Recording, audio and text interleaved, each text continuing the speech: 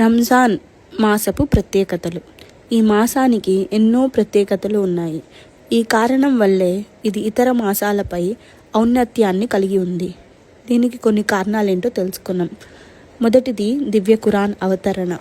అల్లాహుతాలా ఆకాశ గ్రంథాలలో అన్నిటికన్నా ఉత్తమమైన గ్రంథము ఖురాన్ అన్నిటికన్నా శ్రేష్టమైన మాసంలో అనగా రంజాన్ మాసంలో అవతరింపజేశారు.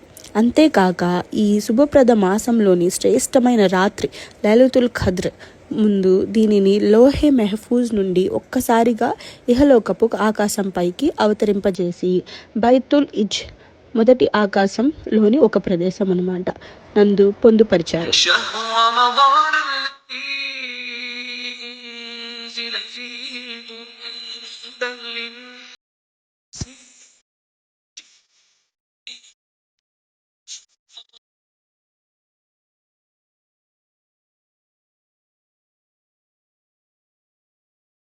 దీని అర్థం ఇది సూరా బఖరా 2:185.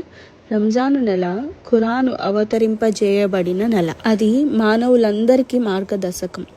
అందులో సన్మార్గముతో పాటు సత్యాలను వేరుపరిచే స్పష్టమైన నిదర్శనాలు ఉన్నాయి. ఇంకా ఇలా తెలియజేశారు, ఇన్న అన్జల్నాహు ఫీ లైలతుల్ ఖద్ర్, నిశ్చయముగా మేము దీనిని అనగా ఈ ఖురానును ఘనమైన రాత్రి అనగా లైలతుల్ ఖద్ర్ ముందు అవతరింపజేశాము. ఖద్ర్ 1:1.